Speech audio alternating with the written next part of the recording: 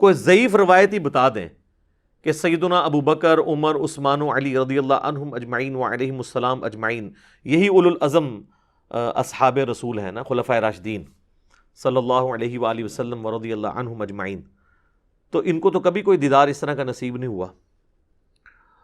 تو یہ لوگ زیادہ حقدار تھے اللہ تعالیٰ کو خواب میں دیکھنے کے یا بعد کے لوگ؟ اور اگر یہ پیکیج غیر انبیاء کے لیے ہوتا تو سب سے پہلا حق تو سیدنا موسیٰ علی نبینا وعلیہ الصلوۃ والسلام کا تھا. سورۃ الاعراف میں جو اللہ تعالیٰ نے فرمایا کہ قال لن ترانی، تو مجھے نہیں دیکھ سکتا، تو اللہ تعالیٰ فرماتا ہے کہ بعد میں نے نبی علیہ السلام کے امتیوں کو خواب میں زیارت کروانی ہے، تو تم تو اولو العزم پیغمبر ہو، تو خواب والا پیکیج آفر کیا جاتا ہے. میں آن دا بہاف آف سیدنا موسیٰ علیہ السلام آپ کو گارنٹی سے کہتا ہوں کہ خواب والا پیکیج اگر موسیٰ علیہ السلام کو آفر کیا جاتا وہ قبول کر لیتے. ہمیں کیا جائے، ہم قبول کرنے کے لیے تیار ہیں. وہ پیکیج نہ پیش کرنا اس بات کی دلیل ہے کہ یہ اعزاز ان کو بھی نہیں ملنے والا تھا. اب یہ دعوے صوفیاء کے بارے میں کرنا، اماموں کے بارے میں کرنا، بزرگوں کے بارے میں کرنا، تو یہ لوگوں نے ان کے اوپر جھوٹ باندھے ہیں. ان کی تو کوئی حیثیت نہیں ہے. سیدنا عیسیٰ علی نبینا علیہ الصلوۃ والسلام کے اوپر لوگوں نے جھوٹ باندھ دیے. اس وقت دنیا میں سب سے اوریاں اور بڑا شرک حضرت عیسیٰ علیہ السلام کے نام پر لوگ کر رہے ہیں. اتنے تو بت پرست نہیں ہیں دنیا میں جتنے کرسچنز ہیں، لیکن عیسیٰ علیہ السلام کا کوئی اس میں قصور نہیں ہے. اللہ تعالیٰ نے تو قرآن میں ان کی طرف سے صفائی پیش کی ہے. لقد کفر الذین قالوا ان اللہ هو المسیح ابن مریم، بے شک وہ لوگ کفر کر رہے ہیں جو یہ کہہ رہے ہیں کہ عیسیٰ ابن مریم ہی اللہ ہے. وقال المسیح، جبکہ مسیح تو خود کہا کرتے تھے یا بنی اسرائیل، اے اولاد یعقوب، اے بنی اسرائیل، اعبدوا اللہ ربی و ربکم، اس رب کی عبادت کرو جو میرا بھی رب ہے اور تمہارا بھی رب ہے. انہ من یشرک باللہ فقد حرم اللہ علیہ الجنہ ومأواہ النار وما للظالمین من انصار، بے شک جو کوئی اللہ کے ساتھ شرک کرے گا اللہ نے اس پہ جنت حرام کر دی ہے، اس کا ٹھکانہ جہنم ہے اور وہاں پر اس کا کوئی بھی مددگار نہیں ہوگا. والعیاذ باللہ تعالی. اللہم اجرنا من النار، آمین. تو میرے بھائی قرآن میں تو اللہ تعالیٰ عیسیٰ ابن مریم کی صفائیاں دے رہا ہے کہ وہ تو موحد تھے، ان کے ماننے والے مشرک ہوئے. اسی طریقے سے بزرگوں کے بارے میں، اماموں کے بارے میں اگر کوئی چیزیں منسوب ہوئی ہیں تو ہم بزرگوں کو یا اماموں کو تختہ مشق نہیں بناتے، الا یہ کہ کسی بزرگ نے جان بوجھ کے اپنے بارے میں کوئی جھوٹ پھیلایا ہو، اور وہ بھی ہم وثوق سے تو نہیں کہہ سکتے، اس کا اور اللہ کا معاملہ ہے. فضائل اعمال شیخ زکریا کاندلوی صاحب کی، اس میں آپ فضائل قرآن والا چیپٹر نکال لیں نا، فضائل اعمال کا. اس میں وہ لکھتے ہیں کہ ایک رات امام احمد بن حنبل کو اللہ تعالیٰ کی خواب میں زیارت ہوئی. تو احمد بن حنبل نے سوال کیا کہ اے اللہ میں تیرا قرب حاصل کرنا چاہتا ہوں، سب سے آسان ذریعہ کیا ہے؟ تو اللہ تعالیٰ نے فرمایا کہ قرآن. سر یہ قرآن اگر اللہ فرما رہا ہے کہ قرآن میرے تک پہنچنے کا ذریعہ ہے تو اس کے بعد تو کوئی گنجائش نہیں رہتی. وہ کہتے ہیں کہ احمد بن حنبل نے آگے سے پوچھا کہ یا اللہ سمجھ کے یا بغیر سمجھ کے؟ یار قرآن اللہ نے اس لیے نازل کیا تھا کہ لوگ آگے سے یہ سوال کریں گے کہ سمجھ کے کہ بغیر سمجھ کے؟ یہ مردے بخشوانے کا ذریعہ تھا. اور وہ احمد بن حنبل جسے عربی بھی آتی ہے اسے یہ کہنے کی کیا ضرورت ہے یہ چور نے اپنی لنگوٹی چھوڑی ہے. یہ سمجھے کہ احمد بن حنبل جو ہے نا کوئی جنوبی پنجاب سے تھے یا کے پی سے تھے کہ جن کو پشتو آتی تھی اور عربی آتی نہیں تھی. ظاہر ہے وہ فضائل اعمال زیادہ تر کے پی میں پڑھی جا رہی ہوتی ہے نا، تو وہ آپ فضائل اعمال جو پڑھ رہے ہیں نا کے پی والے ہمارے پٹھان بھائی، ان کو بتائیں کہ احمد بن حنبل پٹھان نہیں تھے. وہ اگرچہ عجمی تھے لیکن عربی ان کی مادری لینگویج تھی. تو آگے سے کہتے ہیں اللہ تعالیٰ نے کہا کہ چاہے سمجھ کے پڑھ چاہے بغیر سمجھ کے پڑھ. یعنی قرآن اس لیے نازل ہوا ہے، یعنی پورے کا پورا قرآن اس کے اگینسٹ کھڑا ہے. صرف سورۃ الانعام کی جو آیت نمبر 19 ہے، وَأُوحِيَ إِلَيَّ هَذَا الْقُرْآنُ لِأُنذِرَكُمْ بِهِ وَمَنْ بَلَغَ، اے نبی فرما دو قرآن میں نے اس لیے نازل کیا کہ اس کے ذریعے نصیحت کرو، اے نبی تم ان کو بھی، اور جس تک یہ پہنچ جائے کتاب اس کے ذریعے نصیحت کرے۔ تو نصیحت جو ہے وہ سمجھ کے ہوگی یا بغیر سمجھ کے؟ فَذَكِّرْ بِالْقُرْآنِ مَن يَخَافُ وَعِيدٍ، اے نبی قرآن کے ذریعے لوگوں کو نصیحت کریں جو اللہ کی دھمکی سے ڈرتے ہیں۔ تو قرآن تو سراپا ہدایت ہے، یہ سمجھ کے یا بغیر سمجھ کے۔ اور یہی وجہ کہ پھر آپ کو یہ لوگ جو ہے نا وہ یہی کہتے نظر آئیں گے، جی میں اتنے سپارے پڑھتا ہوں تو میں اتنے، اور وہ بھی فضائل اعمال کے اندر لکھا ہوا ہے کہ جی ایک بزرگ تھے روزانہ 3 قرآن پڑھتے تھے، اور پھر ایک اور کے بارے میں لکھتے ہیں کہ وہ 8 قرآن پڑھا کرتے تھے روزانہ کے۔ 8 قرآن روزانہ کے پڑھنا کیا پاسبل ہے؟ بغیر سمجھ کے بھی نہیں پڑھے جا سکتے۔ یہ تو اس کے ساتھ کوئی اس کا تعلق ہی نہیں بنتا، بغیر سمجھ کے بھی 8 قرآن نہیں پڑھے جا سکتے۔ سر آپ کو 15 سے 20 منٹ تو چاہیے نا ایک سپارہ پڑھنے کے لیے بغیر سمجھ کے۔ تو آپ ذرا کیلکولیشن کر لیں کہ 8 قرآن کیسے پڑھے جا سکتے ہیں؟ 24 گھنٹے میں سونا بھی ہے، کھانا پینا بھی ہے، ٹائلٹ بھی ہے، سب کچھ چیزیں جڑی ہوئی ہیں۔ صحابہ نہیں پڑھ سکتے تھے۔ صحیح مسلم میں حدیث ہے، بخاری میں بھی اس کا کچھ حصہ موجود ہے کہ نبی علیہ السلام فرمایا تم میں سے کسی کی استطاعت ہے کہ رات میں 1/3 قرآن پڑھ لے؟ صحابہ نے کہا یا رسول اللہ ہم میں کون ایسی استطاعت رکھ سکتا ہے؟ تو آپ نے فرمایا کہ سورہ اخلاص 1/3 قرآن کے برابر ہے۔ تو صحابہ نے تو نہیں کہا کہ بھئی ہمارے جو گھوڑے کے سم سے جو خاک اڑے گی وہ کسی ہمارے گھوڑے کی نتھنوں میں بیٹھے تو کوئی بزرگ اس کو نہیں پہنچ سکتا، تو جب بزرگ 8 قرآن پڑھیں گے تو ہم کیوں نہیں پڑھ سکتے یا رسول اللہ؟ کہانی ہے نا، جو مرضی بیان کرو۔ جو میں کہتا ہوں صحیح مسلم میں وہ حدیث ہے کہ بنو سلمہ جو ہے مسجد نبی کے قریب شفٹ ہونے لگے، نبی الاسلام نے ان کا جھمگٹا دیکھا، آپ نے فرمایا کیا ارادہ ہے؟ کہ یا رسول اللہ اتنی دور سے آتے ہیں اپنے گاؤں سے تو جماعت رہ جاتی ہے، چاہتے ہیں آپ کے پاس شفٹ ہو جائیں، اتنی دور سے مشقت کر کے پیدل چل کے آنا پڑتا ہے۔ تو آپ نے فرمایا کہ جتنے قدم چل کے آتے ہو نا اتنی نیکیاں تمہارے نامہ اعمال میں لکھی جاتی ہیں۔ تو انہوں نے پھر دوبارہ شفٹ ہو گئے وہ، اور انہوں نے ارادہ ترک کر دیا۔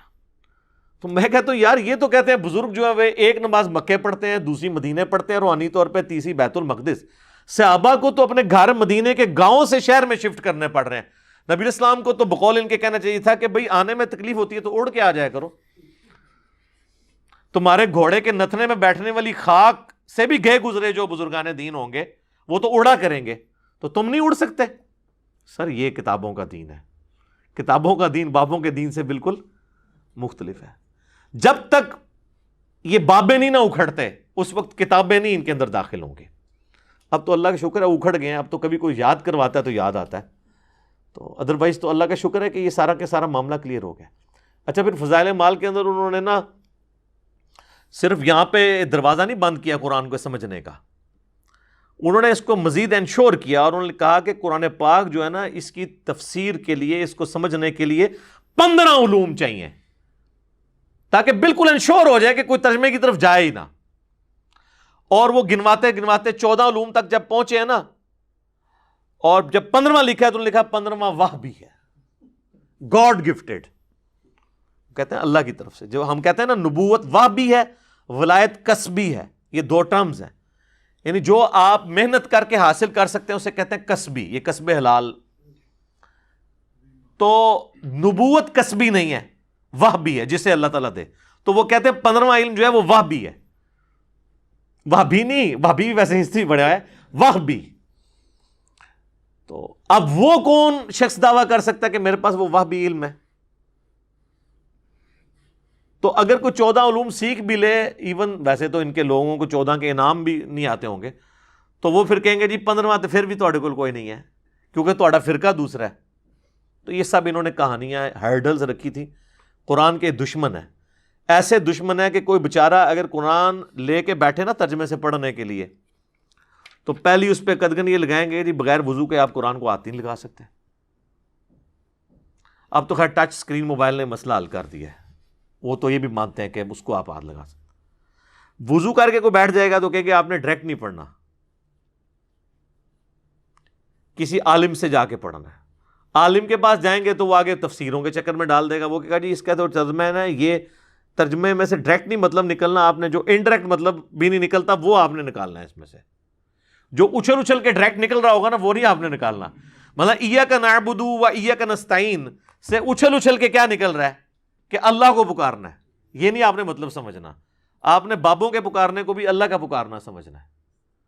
تو اس طریقے سے یعنی یہ پھر ڈسیو کرنے کی کوشش کرتے ہیں. اور پھر یہ ان کے پاس ہتھیار ہے جی, وہ 15واں علم وہ بھی ہے. اور جناب سنبھال لو, وہ 15واں علم کس نے حاصل کیا اور کس نے بتایا. اچھا, یہ تو میں نے آپ کو بتایا کہ یہ خواب اور بیداری کے بارے میں. ایک اور بڑا انٹرسٹنگ واقعہ ہے, فضائل حج شریف میں لکھا ہوا ہے. فضائل حج بھی فضائل اعمال کا ایک چیپٹر ہے لیکن الگ سے چھپتا ہے. بیسیکلی یہ پورا ایک نصاب تھا, اس کا نام تھا تبلیغی نصاب. تبلیغی نصاب کے اندر نا چیپٹرز تھے, فضائل نماز, فضائل قرآن, فضائل درود, فضائل حج, یہ بے شمار چیپٹرز تھے. انہوں نے پھر چھانٹی کر کے نا کچھ چیپٹرز کٹھے کر کے فضائل اعمال کے نام سے چھاپ دیے. ایک چیپٹر اسی میں سے کاٹ کے الگ کر کے فضائل درود بنا دیا, ایک چیپٹر فضائل حج بنا دیا. اور پلیز اس کی یہ لی کہ یہ تو حج کے دنوں میں ضرورت ہے. آپ دیکھیں حج کے دنوں میں فضائل حج سے درس ہو رہا ہوتا ہے, فضائل اعمال سائڈ پہ پڑی ہوتی ہے. فضائل اعمال بھی بعد میں نام رکھا گیا. اصل یہ کتاب تھی تبلیغی نصاب, یعنی ان کا نصاب. اس میں سے فضائل اعمال نکالی گئی چند ایک چیپٹرز کو اکٹھا کر کے. فضائل حج علیحدہ سے چیپٹر چھپا ہوا ہے. اس میں وہ کہتے ہیں کہ ابدال میں سے ایک شخصیت کا بیان ہے. اب ابدال کون, شخصیت کون, ایکس وائی زی, وہ اس طرح کے ایک آواز آئی, بزرگوں نے فرمایا. وہ کہتے ہیں ابدال میں سے ایک شخصیت کا فرمان ہے. وہ کہتے ہیں کہ جی ان سے کسی نے حضرت خضر سے جب ملاقات ہوئی ان کی, حضرت خضر کے اوپر میرا آپ دیکھ لیں موسیٰ اور خضر والا, آپ کو بتاؤں گا یہ خضر ہے کون ہے اور انہوں نے کون سا خضر بنایا ہوا ہے. یہ لفظ ہے خضر. حضرت خضر سے ملاقات ہوئی ابدال میں سے ایک شخص کی, تو اس نے کہا کہ حضرت آپ تو اس امت کے بڑے بڑے اولیاء کے پاس گئے ہیں, آج تک آپ کو کوئی ایسا ولی ملا ہے جو مرتبے میں آپ سے بھی زیادہ ہو؟ ان کا ہاں جی ایک بندہ ملا تھا. انہوں نے کہا پھر دسو کون سی؟ وہ کہتے ہیں کہ میں مسجد نبوی میں بیٹھا ہوا تھا اور محدث عبد الرزاق جو امام بخاری امام مسلم کے استاد ہیں, امام بخاری امام مسلم نے ان سے احادیث لی ہیں. مصنف عبد الرزاق اور مصنف ابن ابی شیبہ, یہ دو کتابیں ہیں جو ایک زمانے میں لکھی گئی, دونوں اب اردو میں ترجمہ ہو چکی ہیں. وہ کہتے ہیں جی محدث عبد الرزاق جو تھے نا, وہ درس حدیث دے رہے تھے مسجد نبوی کے اندر بیٹھ کے, تو لوگ ان کے گرد جھمگٹا لگائے بیٹھے ہوئے تھے, اور ایک نوجوان جو ہے نا وہ یوں کر کے نا اپنے گریبان میں سر دیے ہوئے کونے میں بیٹھا تھا, وہ درس حدیث نہیں سن رہا تھا.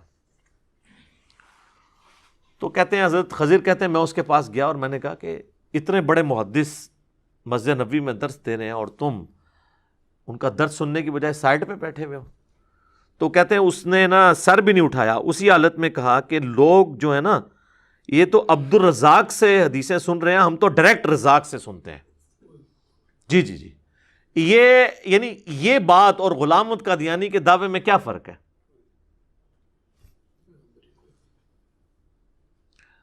تو اچھا وہ خضر کہتا ہے میں پریشان ہو گیا. اس نے کہا اچھا بتاؤ کہ اگر تم اتنا ہی سمجھتے ہو اپنے آپ کو تو بتاؤ میں کون ہوں. تو وہ کہتے ہیں کہ جی اس شخص نے سر اٹھائے بغیر کہا کہ اگر میں غلطی پر نہیں ہوں نا تو تم خضر ہو. ویسے جو اس کو ذرا مرچیں لگا کے لکھتے ہیں نا, تو وہ کہتے ہیں جی انہوں نے جناب نا اینج نگاہ اتے اٹھائی, پھر انہوں نے تھلے دیکھا, پھر سجے ویکھیا اینج کر کے, پھر کھبے ویکھیا, پھر سامنے دیکھا, پھر اپنے آپ نے دیکھا. انہوں نے کہا جی بھائی میں نے دیکھا ہے نہ خضر اس وقت اوپر ہے نہ نیچے ہے, نہ دائیں مجھے نظر آیا دور تک نہ بائیں, یا تو خضر ہے یا میں ہوں, تو میں تو ہے نہیں ہوں, تو ہی ہے. اے کوآرڈینیٹس انہوں نے لوکیٹ کیتے نے, اوندے اوندے پہنچ گئے ہو لبدے لبدے.